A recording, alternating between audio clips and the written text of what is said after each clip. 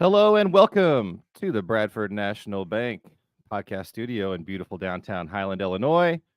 I'm your host, Kurt Vonder, and thanks for joining us today on the Highland Dirt Podcast, episode 2.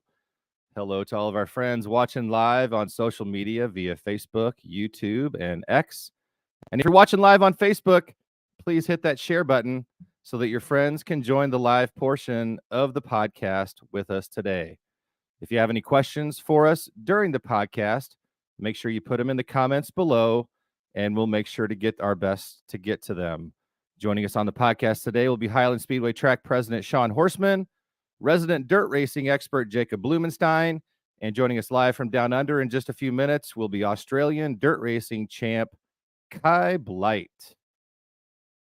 The Highland Dirt Podcast is brought to you today by Jansen Auto Group. Hundreds of vehicles are available right now at gojansen.com. With Jansen Ford of Breeze, Jansen Chrysler Dodge Jeep Ram and Carmi, and Jansen Chevrolet in Germantown, they have just the vehicle you're looking for. You can search their entire inventory at gojansen.com. That's gojansen.com. Jansen Auto Group is proud to support local dirt track racing and world-famous Highland Speedway. So you might be asking yourself as you're watching this, what is the Highland Dirt Podcast? Well, the Highland Dirt Podcast features dirt racing talk, plus news, information, and interviews from some of your favorite people and personalities in and around world-famous Highland Speedway. Well, next question, what is Highland Speedway, right? Well, Highland Speedway is a quarter-mile bull-ring-style dirt track located in Highland, Illinois. We're about 30 minutes east of St. Louis, Missouri. We've been racing in the dirt on Saturday nights since 1962.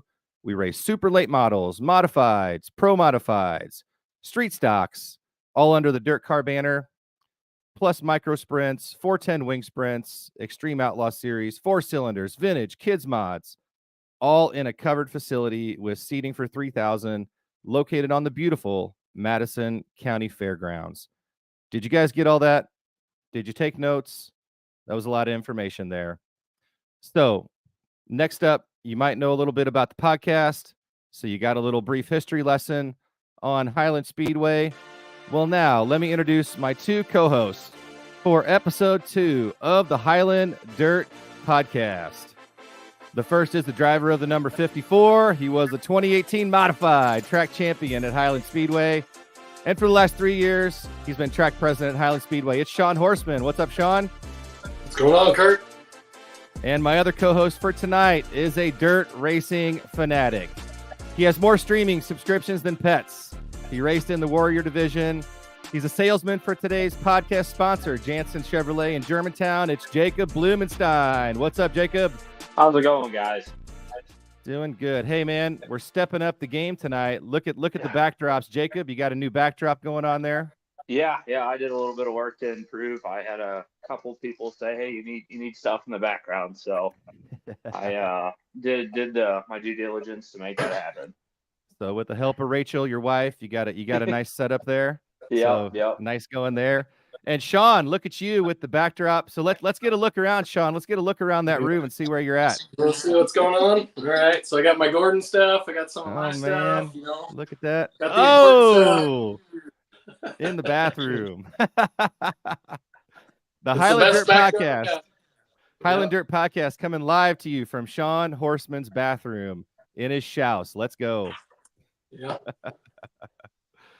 So let's first we're going to talk about a little dirt racing news, guys. There has been a few things that have went on since we last talked. I think there's been 4 nights of racing down with the Florida Speed Weeks. Jacob, what are you watching tonight? East Bay? Yeah, I do have it on. It's currently track prep, and I'm probably going to turn it off here soon because I don't want to be distracted. I don't want to have you guys see the whole side of my face while I'm having the races on. So And I'm going to do my best. all the big boys are there tonight. Well, they got like 58 super late models. I think it was in the 70s. In the 70s? Oh, yeah, man, I looked. six heat races and like 3 B mains. So Wow. I think it's quite the car count. And I know over at Volusia there's like 114 modified signed in. Wow. And so yeah, we missed 4 nights of racing since we last talked. So I think Tuesday and Wednesday they were at Bubba Speedway or Ocala Speedway. You know, that place is owned by Bubba the Love Sponge. He's like this radio shock jock down in Florida. And Tyler Clem is his son. If you remember, Tyler Clem was running some Summer Nationals races at the beginning of 23. So they ran 2 nights, Tuesday, Wednesday at Ocala, and then Friday, Saturday, Lucas Oil was at Alltech. I see RTJ picked up a couple of wins. Jacob, what else did you kind of take from the weekend? Not a whole lot. I do think the world is good when Tim McCready's winning. I know last year he had a tough year, but he's one that talks about the transition of the younger group into racing. He says he's the old school where you don't have to drive the car so hard, but the way the cars are set up, you have to drive them so much harder there. It's on the gas all the time. And the track was elbows up. Rigsby on Dirt shared a photo of the rut in the one. And I mean, it was a rut. Like these guys were getting airborne every time you caught it. But if you caught it right, these guys were 7/10 faster catching it right when they weren't. They'd try to run a lane down and they were slow. They'd catch it right. And, they'd put half straightaway on the guy. Almost driving like a slot car, huh?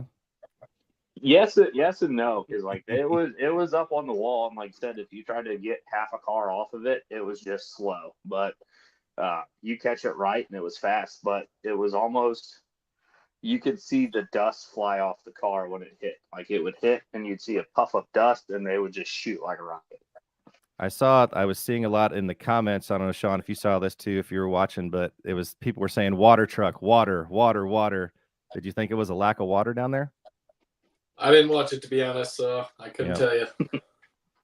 And then, Jacob, you said you were watching the modifieds last week too, and it was kind of a race of attrition, right? Not many of the modifieds were actually finishing. No, I know the first night at East Bay, there was like 74 cars, and I think 26 finished. But Volusia 26 out of 74 finished? Yeah, out of 3 features. Whew. Yeah, so. I mean, we'll have some rough nights at Highland, but I don't know if we've had that rough of a night at Highland. knock on wood. First night jitters, new car shakedown, it wasn't the driver's fault. Yep. And we had some locals or semi-locals down there, I think. Yeah, I know there's more at Volusia than there is East Bay. A couple guys I've noticed, and they're semi-local. Trent Young were down there, Mike McKinney, more on the local side. Michael Long, you'll see him quite a bit. Wheatholder was winning a feature, and he had a motor let go. Ray Bollinger was down there. I think he ran 4th last night in his feature. Weren't there 6? I see 6 features last night. Yeah, and Will Krupp he won one, and I'd say he's local. Kenny Wallace is down there. I think he had a top 5, I think. Yep, I saw Kenny. I think he finished 3rd in his feature. Started 9th, finished 3rd, I think, for Wallace. He's driving a car for your boy Nick Hoffman, Shaun. Yeah, that's my buddy. I like this.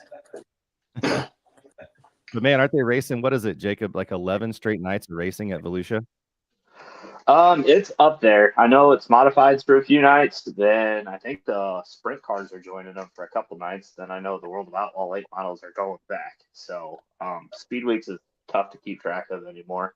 It used to only be 2 weeks long, and now it's 5 weeks long. Shaun, could you imagine racing that many nights in a row?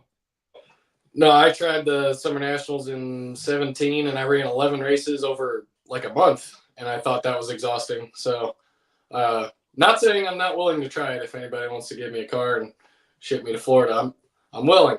I'm willing to But find out. what about from a track management standpoint, though? Think about from the side of running a track and running 11 nights in a row and keeping that track. I mean, wow, that's a lot of work. That'd be a ton of work. And yeah, I mean, you see Cody Sumner at the Dome over the 2 weeks they're there, or 3 weeks, whatever, and he's gassed by the end of it. And they only race 2 or 3 nights there. So I can't imagine.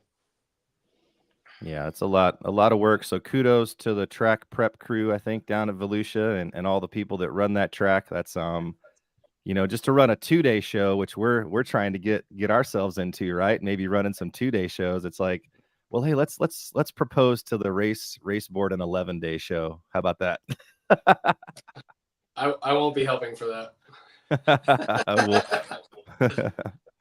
Well, and some other news, and Shaun, I think you might have some more to say about this, but Hoosier released a 5th variant of the super late model tire, the NLMT 2.25.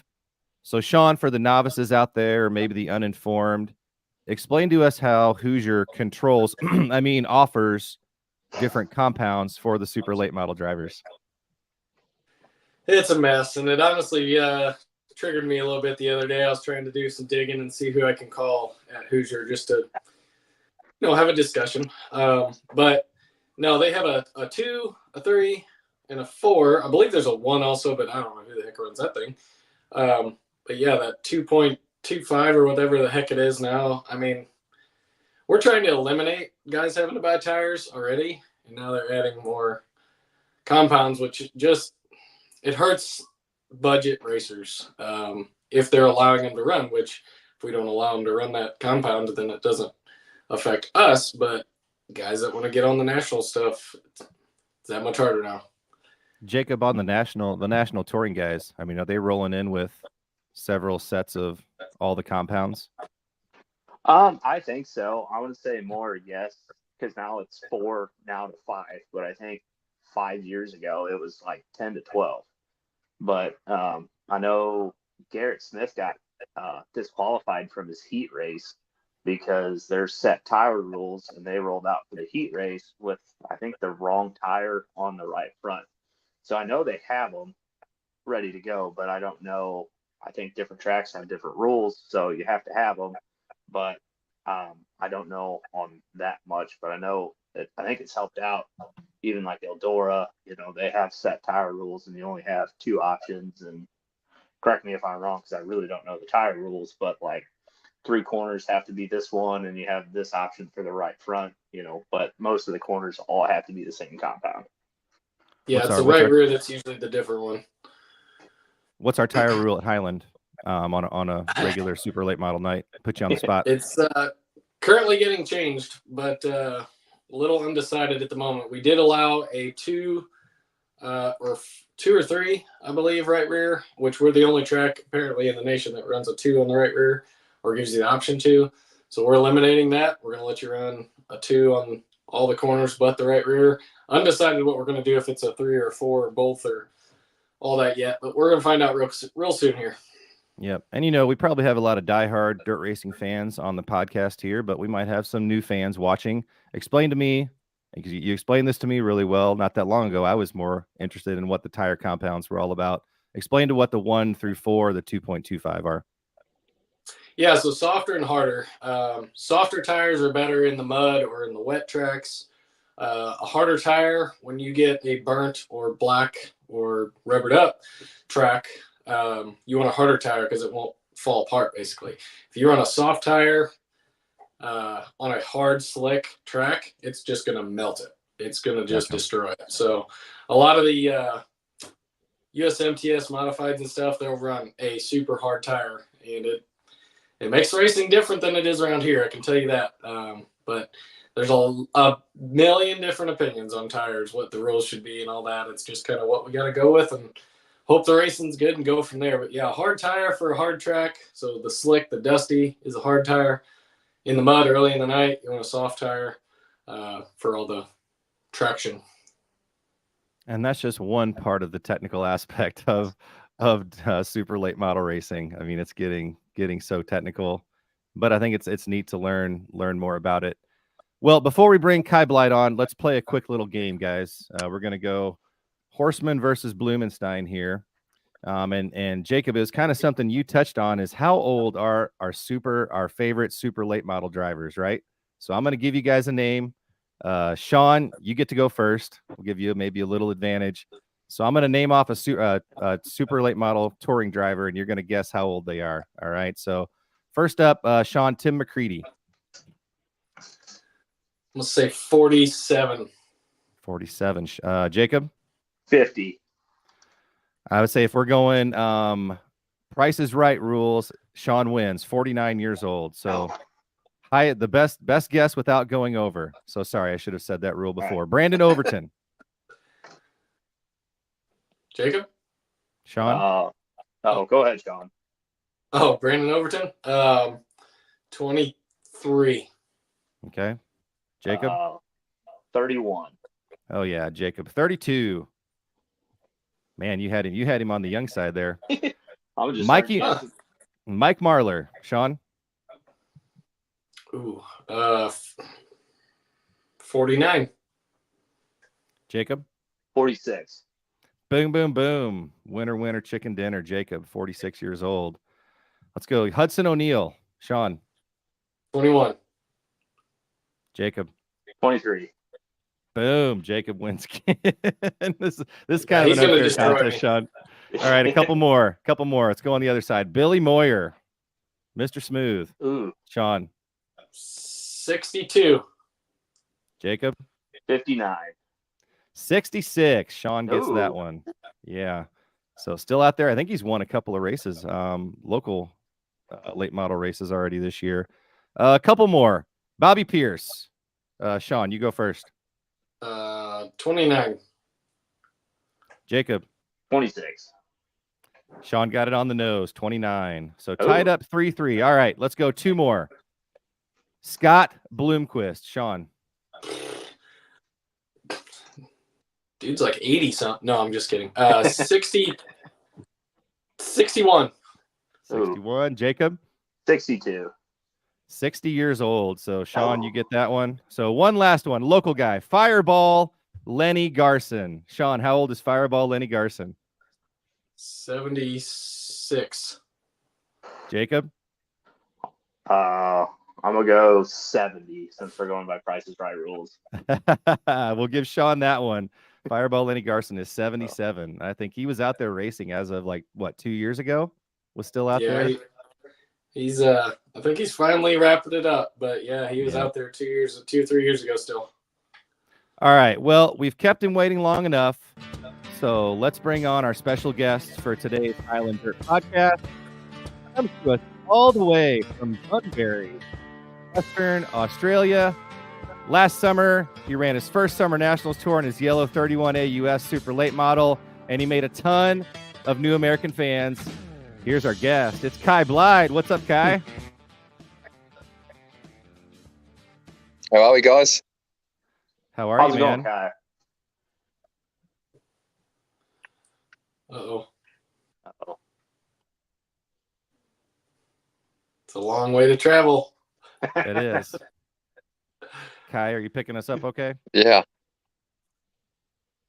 All right. Well, we got Kai. I got you. So... Seems I might be a little slow here. That's okay. Well, if we're hearing it on the audio, that's okay. That's what's going to go across on the podcast. So how's it going down in Bunbury, Australia right now? It's going good. The weather's beautiful. We've been doing a little bit of racing, so things have been a little bit hectic. We're in full swing on preparations for our USA trip. So it's all go right now. And we were talking a little bit last night. I said you get to race the summer in Australia, and then you come right back and you race in the summer in the States. So you're just summer to summer, right? It's not bad, is it? It's pretty good. You think I'd have a better tan with all the summer I get to experience, but it's a good deal. Our season kind of finishes up around May. So by the time we get done and washed up and engines pulled out, it's time to fly over to the USA and start racing over there. Yep. Well, let's talk a little bit about, I like origin stories. I like to hear kind of, where people came from. So I think you're 30 years old, but tell us about maybe your parents, what your parents did growing up, what your childhood was like, were you into sports, kind of stuff like that?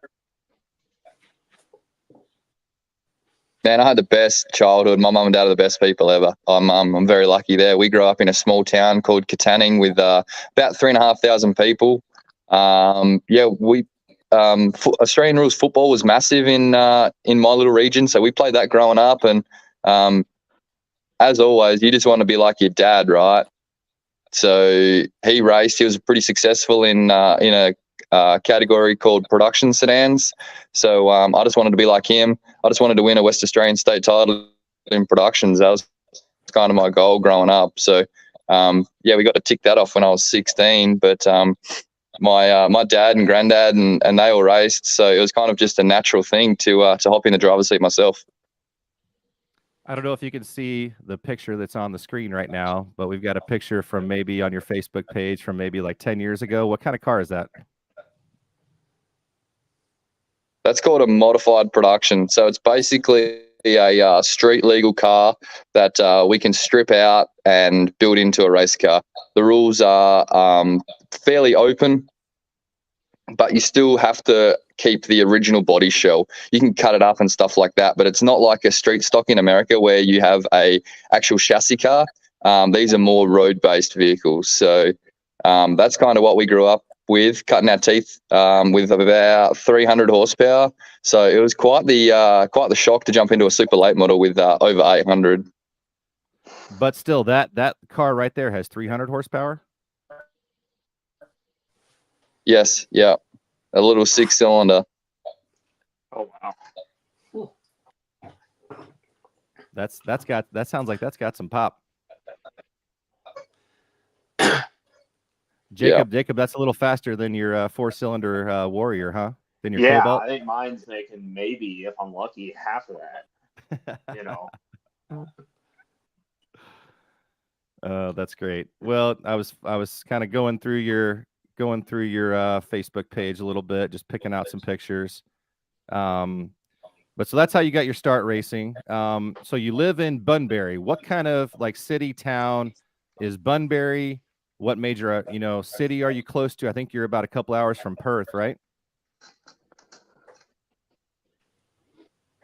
Yeah, that's right. We race at the Perth Motorplex once every 3 weeks or so. So that's about 2 hours up the road. We live in a beautiful little place called Bunbury. It's kind of the second or third biggest city in Western Australia. Right on the water. Paul Stubber, who you guys probably know, my car owner, he lives right on the water. He wakes up in the morning and looks out over the water from his apartment balcony. So that's beautiful. We probably moved here. Me and my wife probably moved over about 5 years ago, I think. And it was a bit of a culture shock because, as I said before, we kind of grew up in a town of 3,500 people. So a bit of a different deal with traffic lights and stuff like that for me. But it's a great little spot. And we kind of, when we went to America the first time, we didn't really have a base. So we did a lot of traveling over there, and there's not very many places over there that we experience that's like Bunbury. How many people you said live in Bunbury? Oh man, maybe 20,000 or something like that. So that's a decent sized town. And Jacob, I know you didn't you watch Paul Stubber race a few times in Summer Nationals races? Oh yeah. Because you guys, his first year was like 2017, wasn't it? 2017, 2018. Yeah, that's right. He I started working for him. Actually, I moved to Bunbury for a job, and I think it was maybe 6 months into my job, Paul kind of got wind that I was kind of into racing or whatever, and wanted me to come around on a Tuesday night and help him get his car ready for the weekend racing. So that's how I got to know Paul. He's just kind of bumped into him a little bit around town and then worked for him Tuesday nights. And then he said that he was planning on doing the whole Summer Nationals in 2017, and was I interested? And of course, I just threw my job in and we went over there, and I helped Paul for 17, 18 and 19. And in 2019, he gave me a shot at Eldora.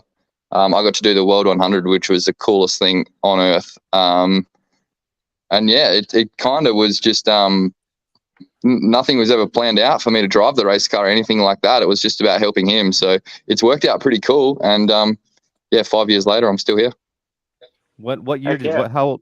Yeah, go ahead. No, I just said heck yeah. I think that's a cool story. That it's hey, you're he hears of you. Hey, you're in interested in this, and 5 years later, you're driving full time for him. I think it's a neat story. What? Yeah, And it's you got a awesome. And chance- he races full time. He has a 1969 Chevy Camaro that he races on the asphalt. And he's very, very good at that. He wins all the time. So he's kind of shifted his focus back to that and the dirt program that we have here, which you can probably see in the background. I've got the car that I race here once the camera catches up.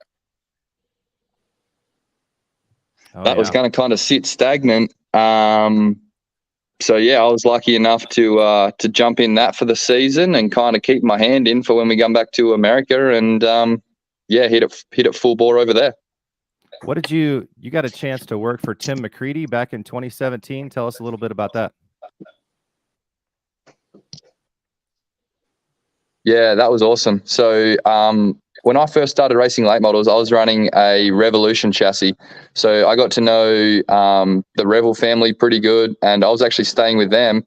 And at the time, Philip Snellen was crewing for Tim, and I got to know him through Frank and all of that. So got hooked up with Philip, and then that was kind of the point where Tim really didn't have a crew or anything like that. So I kind of just tagged along. Oh no. Uh-oh. He flatlined. Yeah, well, the signal's coming from, halfway across the world. So we were on the podcast last night. So we just lost Kai Blight. We'll hang on here for a little bit. Get him to come back on. But, Kai had a really good run in the Summer Nationals last year. He finished 4th overall. And, in the 3 races, he was at Highland. We had him 11th at the July 8th Summer Nationals race. We had him 4th at the Challenge of Champions at the fair. And then he came a 3rd time for the Mars race and ended up finishing 7th. I mean, he was and wasn't he running a lot better towards the end of the Summer Nationals too, Jacob? Yeah, he picked up some speed. And I know the Summer Nationals, it's all about consistency. It's a lot of tracks he's never really seen. But I think the driving style, kind of fits each track a little bit. They're all different. But yeah, I know he picked up some speed towards the end and had some, strong top 3s, top 5. Yep. And he was based out of Greencastle, Indiana. So not too terribly far away when he was here in the States. And then as soon as he gets back on here, when we get Kai back, I want to ask him kind of about the cars and, are they shipping cars back and forth? Are they, what exactly are they doing? Because that's a lot of equipment to get back and forth. I got to imagine that gets expensive, right, Shaun? Yeah, I got to find this out. I mean, I want to see an open trailer on a barge coming across the Pacific. Mm-hmm. I mean, it's got to take. I mean, if you get things shipped, if things get on a boat from China, it takes like 30 days. So I'm sure it's if you're shipping a car over, unless you're putting it on a plane, but if you're putting it on a plane, I mean, you're talking about, skyrocketing price then. Yeah, we got to find this out. Hopefully you can jump back on here. Yep. Jacob, what's going on with the East Bay races? Do you still have it on? Yeah, I have it on. Looks like there's 4 to go. Hudson O'Neill's winning. Wilson 3rd, Wilson 2nd, Davenport 3rd, Tyler 4th, and Ashton Winger's running 5th. And this is the most I've watched. Like I said, I've got it on the side, but I've done everything I could to not be distracted with it. So they're already running the feature. Yeah. And man, Jacob, did you catch McCready's heat race with Ethan Dotson? No, I did not. Was it good? I mean, there's a questionable move with McCready and Dobson, but I was curious if you saw it. So there we got Kai back. Kai, are you back with us? Yeah, I guess it's first world problems with the internet in Australia, mate. Man, last night we were working fine. We didn't have any problems last night. It was clear as a bell. Crazy, but great. No problem. I just heard you mention about McCready and Dotson there. That was pretty wild. Yeah, he definitely didn't give him any room, that's for sure. But I don't know. Dotson definitely could have got out of the gas, I think, too. Yeah. I think it's a racing deal. Tim doesn't race like that, so one of them things, man. So am I the only one? Am I the only one that's not watching on Flow right now? So all the other 3 here are watching Flow in the background. I think maybe that's why I dropped out. I had a bit too much going on. No bandwidth left. Well, Jacob That's right. is the king. Jacob is the king of streaming services. Jacob, what's the Oh. most streaming services you've been subscribed for at one time? 4 of them. Because I dabble in a little bit of US MTS modified. So I had Racing Dirt one time, XR, Dirt Vision, and Flow Racing. So what did you have to do for Rachel that month in order to swallow that bill for the month? I told her I was going to Shaun to watch races. Because they're cracking down on the password sharing these days, so they're getting better about not letting people share passwords. But let's get back to Kai. Kai, we were talking a little bit about when you were off. Your team was based out of Greencastle, Indiana, when you're in the States, right? So kind of tell us about the crew you work with, and what we really want to know is, are the cars going back and forth to the States? How is that working out exactly? Yeah, so Paul brought a place, I think, in end of 2019 in Greencastle, and then COVID happened and we didn't get to come back. So we had this nice shop and house and stuff that we couldn't go and hang out at. So that sucked for a couple of years. And then, when we got to finally come back, we kind of set it up a little bit. And, so Paul keeps 2 cars over there. And then we have some motors, Andy Durham motors, that come over here, we use over here, and then they'll probably get sent back over to utilize over there. So we kind of keep our cars in the US, keep our cars in Australia, and then just send motors backwards and forwards. So do you just like buy an extra seat on the plane, and then just, hey, we gotta park this engine here? Yeah, that's right. That's right. Freight is really expensive. That's why you just can't send cars backwards and forwards. So they usually have to go back for a refresh anyway. So they'll go back to Andy's, get freshened up, and then when they're ready to go, we slide them in the hole and mash on it. Yeah. What chassis are you running? Rocket stuff. We've got a 2021 model car, I think it is, and they've been really good to us. So no point changing, man. Well, you were getting better. When you were off, we were talking about your finishes. I mean, at Highland, you finished 11th, 4th, and 7th in the big 3 races you came out in Highland. I mean, I know the last race you were running second with 10 to go. I know you raced a lot of races over the summer, but we remember.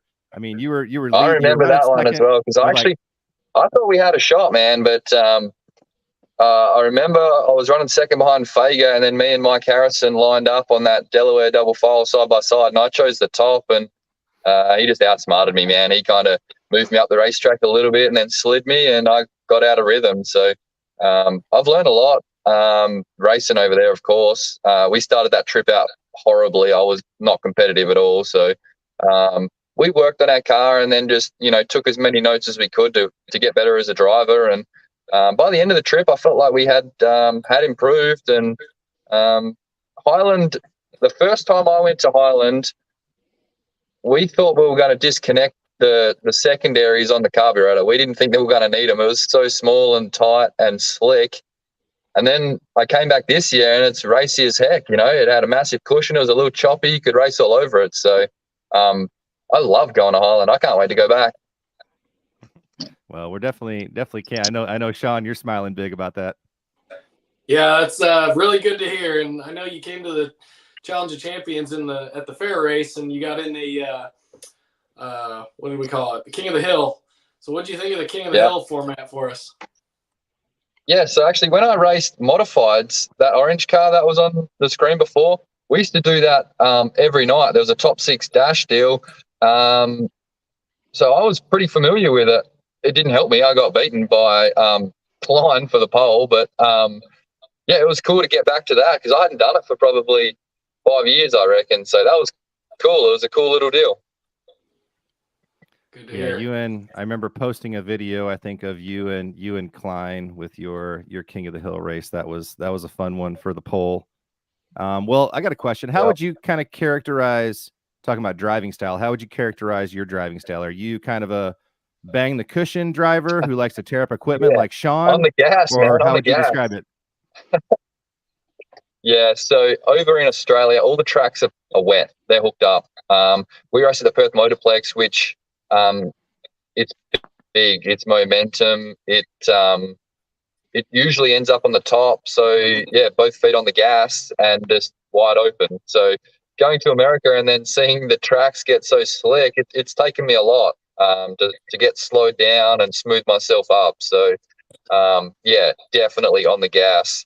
That modified sedan stuff we used to race, we had the like the UMP modified tires, and then making 300 horsepower. So we always had grip, right? So you just same deal on the gas. Is there maybe a driver whose style you like to emulate, or somebody over here in America you kind of Well, have the same obviously, style? spending time with McCready, I just wanted to be like him.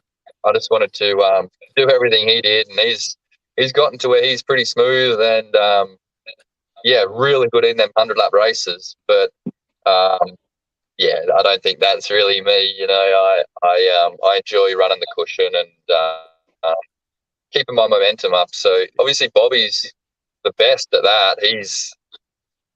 He's got to where he can run the cushion without tearing the spoiler off it at all now. So that's kind of a skill that we're working towards. But the boss, man, he always says get slowed down and keep running that bottom and hone your skills. But sometimes I just let that go in one ear and out the other. I can't hear you. What? Yeah, that's right. Someone's on the race receiver. I can't hear that. So you mentioned Bobby Pierce, you mentioned Tim McCready. Are there some other kind of American late model drivers that you're kind of your favorites that you like watching? Yeah, so Jonathan Davenport came over to the trailer at Eldora one night, and we had a really long chat about just some of the techniques he uses. At Eldora we spoke about, but there's a lot of things that carried over into other racetracks as well. So I respect him a lot and how he races. And I mean, RTJ, I think he's got the ability to run really straight and smooth and then bang the wall down when it's time to bang the wall down. So and I think that's what it takes. You can't just be a guy that runs only around the bottom and straight and smooth, and you can't just rely on a cushion. You have to be adaptable, and I think RTJ is that. So I watch him a lot, and yeah, try and be like he is.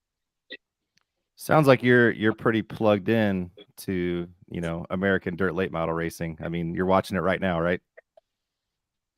So when I used to work for my dad, I had a bit of an office job. I ran the parts and stuff like that for his company, and he would walk out the front to grab some stuff off the shelf, and I had dirt on dirt going. So he was paying me to watch racing a little bit there for a couple of years, and finally he said, "Mate, this is enough. You got to go do something else because I can't keep paying someone to watch the computer all day." So yeah, that we have a bit of a run-up joke about that, but it's all worked out well. So you were watching Summer Nationals way back when. Well, your Summer Nationals experience running it for the first time. I mean, you finished 4th in the final standing. You had 4 top 5s, 10 top 10s. I mean, it seemed like you were getting better and better as the Summer Nationals were progressing. So you probably wanted it to keep going. Yeah, there was an element of that because we felt like we kind of hit our stride the last 2 weeks. We would sit on the pole of a heat race most nights, and yeah, we got to where we felt like we were really competitive, but it was just Joe and I out on the road, and man, it was a lot of work. It gets really hot out there, and keeping on top of these race cars is tough. So we were actually very, very proud of the fact we only had 1 DNF, and that was I got into a wreck at Macon. We had no parts failures, so we're extremely proud of that. But yeah, we wanted to keep that Summer Nationals going, man. I think I remember that. Was the Macon the night before Highland by chance? All I remember about Macon is we worked until like 5:30 in the morning, slept for an hour or so, and then jumped in the truck and kept going because, yeah, we had a lot of work to do. Yeah, I think you came to Highland with the nose off it because you rolled it up to the gate where we got some water, and you were just hosing stuff off with no nose on it. 2 o'clock in the afternoon. I'm like, man, these guys are I remember that. Yeah. There's some of your crew. I just pulled up a picture. This was from the Mars race. We went out and tore down the banner with your car on it and came over and gave it to you and your crew. So who were the 2 crew guys you had there working with you? So right there, Glenn and Cody Avens. So Glenn, during the Summer Nationals, it was only Joe and I. So I was kind of on the lookout. Our deal, right, Paul wants it to be an all-Australian deal. Australian car owner, Australian driver, Australian crew guys. So we try and keep keep a rotation of guys coming through. And Glenn, it was like a week before the end of the Summer Nationals or something like that. I was like, he sent me a message, something like, you're doing good or something. I said, well, if you can, you want to come to America and hang out and give us a hand? And he said, yeah, absolutely. I'll see you in a week. Well, yeah, he booked his flights, did his visa and stuff like that, and he was over and he helped me out for a month and a half. So that worked out pretty cool. And yeah, Cody Avens is coming back this year as well. He's got his own rocket that he races over here, and yeah, it's a lot of fun to have your mates on the road with you. Yeah, you made a lot of friends too. I mean, I know we had guys like Chad Sellers, a couple other drivers. They're like, oh yeah, we pitted next to Kai, and great guys, and hung out. And I mean, I think you became one of our favorites over this summer at Highland. Yeah, we can't wait to have you back. Where'd this banner end up? It's hanging in the shop in Greencastle, actually, just right above the roller door. So yeah, we're pretty proud of that. And honestly, for us, man, it's just a dream come true. I mean, what kid from Katanning, Western Australia gets to go over and race the Summer Nationals and race at Eldora and stuff? So for us to be grumpy and down in the dumps while we're racing in America, it just doesn't make sense. We've been given an opportunity of a lifetime, so we're happy to be there. But at the same time, we're there to race and be competitive. So there is times when you do get down, but big picture, we're trying to be upbeat and enjoy the opportunity we got, and keep working hard to get faster. Yeah. And well, in your career, you mentioned maybe a memorable moment. What's been some of your most memorable racing moments? Winning that heat race at the World 100 in 2019 was probably the one. I told you, Shaun. I thought he had a heat race win there.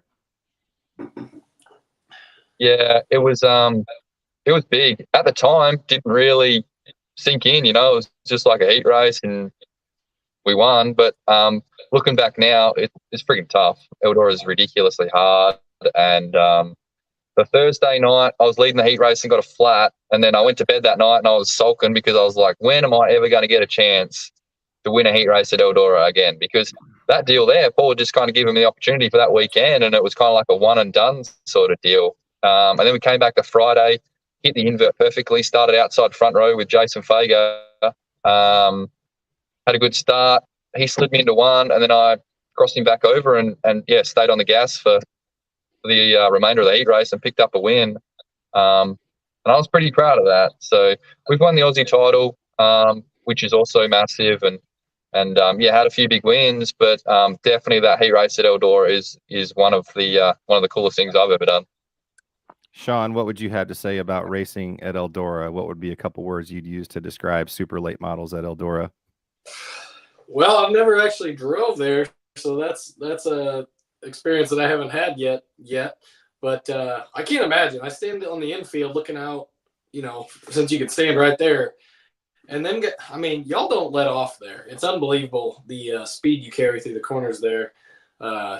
Yeah. Is it hammer down, or does it get slick like you were saying? I heard you say unhook the secondaries. I know that little trick. So what do you do to drive better in the slick and stuff like that? So my first experience at Eldora, I stood at the entry to turn one, and Billy Moyer's gone in there, and he's full lock left, got to bounce up, pushing during qualifying, and he didn't lift. And I thought, how the heck? These guys are nuts. They're just wild. And then, yeah, so I was like, this is unbelievable. I've got to be a part of this. And then when we got there, the motor's turning 9,000 hot lapping and qualifying, but it's pulled down. It's lazy, right? And then it goes from that wide open, pulled the motor down, to the slickest track I've ever been on in my lifetime. It's just transitioned so quickly. You have to steer really well there. You have to keep your momentum up. You just can't park in the bottom and squirt like you can at a lot of Illinois tracks. It's just about keeping your speed up. So, I'm no expert at that place, but that's just what I've picked up and what we're trying to work on as well. Was that the fastest track you raced at yet?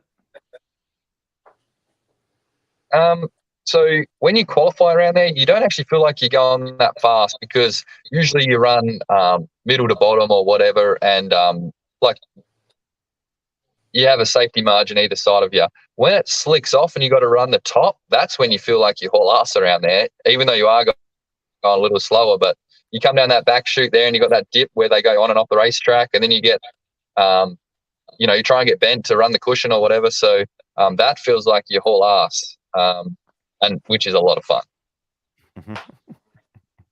That's great. Well, what are your, besides Eldora and, Highland Speedway, of course, what are some of your other favorite places that you raced at over here in the States? I like going to the Gundaker's track, Tri-City. I like that place. I like Cedar Lake. That races really well.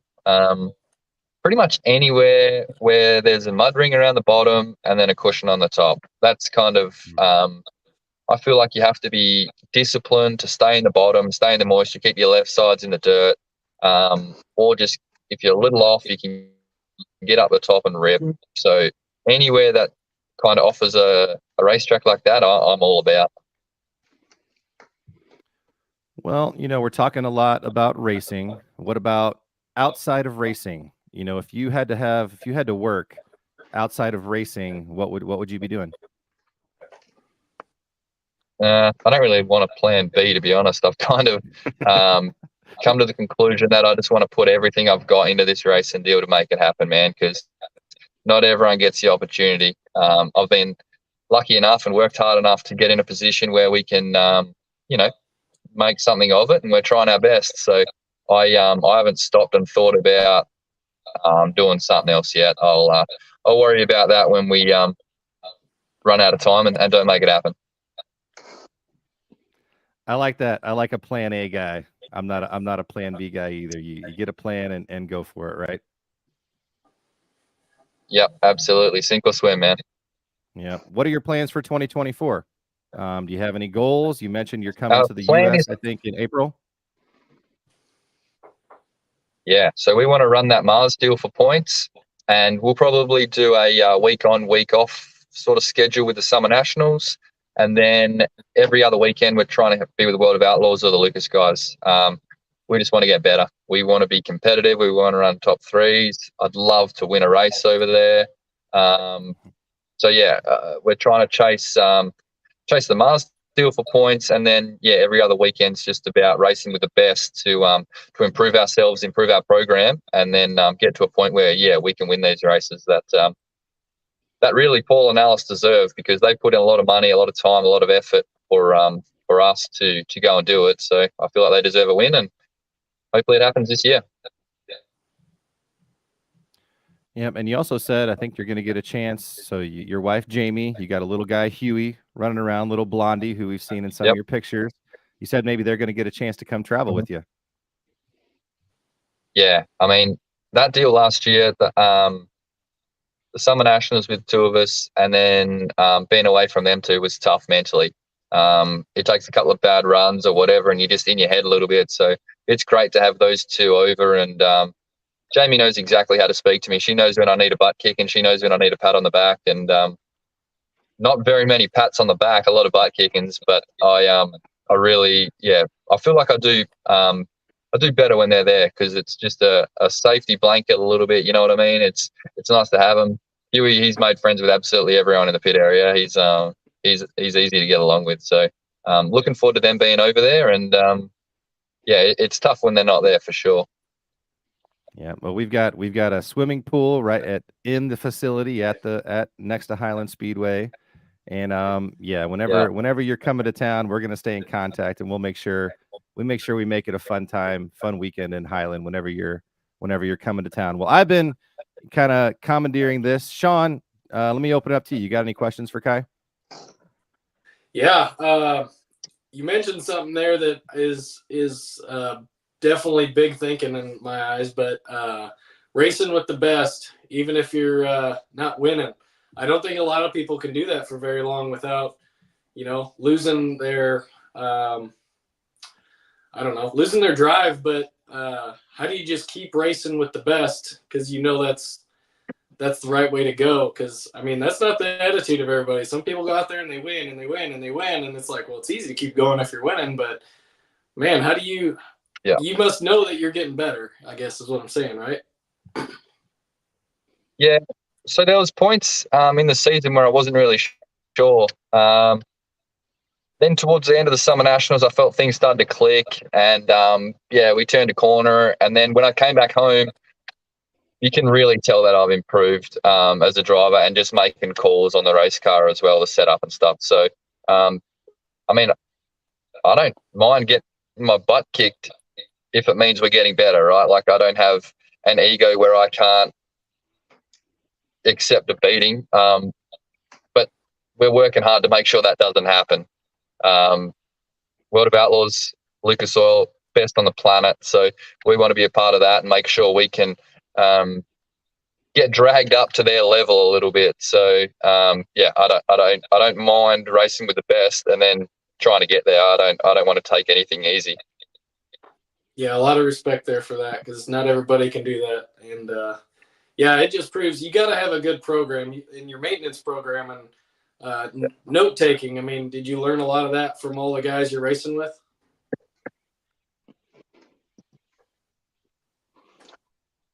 Paul and Alice, notes, they take unbelievable pride in their ability to stay on top of everything. So our notes and stuff like that is pretty good. I feel like we're on top of that. I feel like we're on top of our lap sheets and all of that. So I feel like Paul and Alice have really drummed into us what we need to do to be up with the level we need to be at. And I don't know. Our program's right where it needs to be for the level we're at right now. We're excited to get going for sure. Yeah, Jake, what you got? So I did a little bit of homework on you, Kai, and I noticed a few months ago you raced a big Hornet race. So trying to get to my question here, I work with Michael Cluse. He runs a 6K super late model, and we ran a 24-hour race at Highland. He runs it, and he says it's almost just as much fun as a super late model. This past year at Macon, Shannon Babb won the Hornet race and said it was more fun than a late model at Macon. So I just wanted to see your viewpoint that you run a late model too, but scale back to a Hornet. And is it just as much fun? Because I run a front wheel drive Cobalt and it's fun, but I would bet money I would have more fun in a super late model than my Cobalt. Yeah, I think even practicing a super late model is fun, right? When you jump on the gas and it does what it does, it's awesome. But for us, I mean, the opportunity I have with Paul and Alice, we race probably 7 times a year. Well, there's a whole lot of spare weekends that I can fill in with Hornet racing, right? So we do a lot of that. We chase the money to try and make a living, and I really enjoy it. They're a great bunch of guys. It's what I grew up doing. It's what Dad did while I was growing up. So, a lot of fun, but I'm not sure it's better than a super late model, man. All right, I just had to know. Usually it's like the 3-strike rule. If you hear something 3 times, it's probably true. So I can sleep better at night knowing that I'm not having as much fun as you guys. Yeah. Well, let's maybe finish up with some rapid fire questions here, Kai. I'm going to throw a couple of quick questions at you. Just give me back a quick answer. We'll play with the distance here. But what's your favorite American food?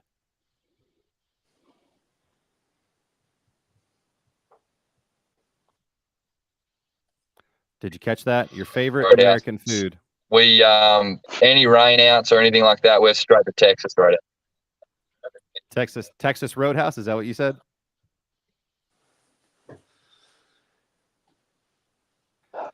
Sorry, mate. I dropped out there for a second. You got me? No, I got you back. Eldora or Fairbury? Which one? Ooh. Eldora Who's that? I'm or sorry? Fairbury? Eldora or Fairbury?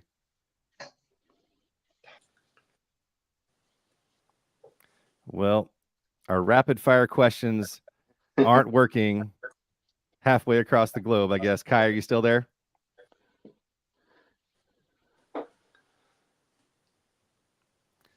He gone. Well, I think we lost Kai. Maybe we still got him on video, but I don't catch him on audio. But well, guys, it's been, let's see, we're at the 57-minute mark. We're about at an hour. I think we're about where we want to be. This has been a lot of fun. It's been cool talking to Kai, hasn't it? Yeah, absolutely.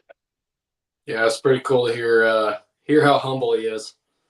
Yeah, definitely. And I think he's got a frozen screen there, so I think we lost Kai for the last part. So we'll go ahead and wrap up here. Guys, I'd like to thank my co-host today. You guys on the Highland Dirt podcast. Highland Speedway track president Shaun Horstmann.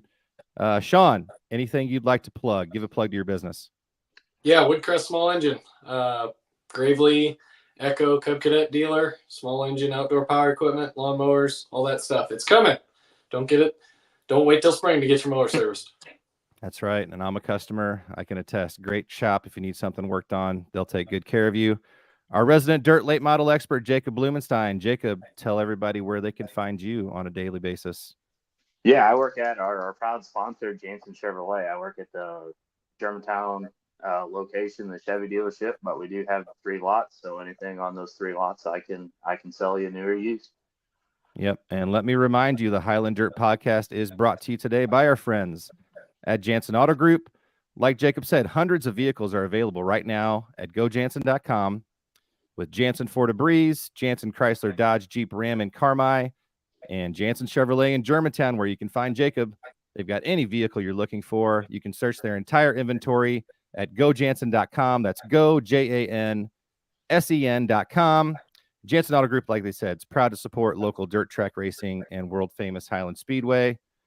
And let's say, folks, if you own a business and you want to be featured on the Highland Dirt podcast, maybe you'd like to have a sign or sponsor a race at world-famous Highland Speedway. Like I said, last year in 2023, we reached more than 5 million people, and it's only growing from there.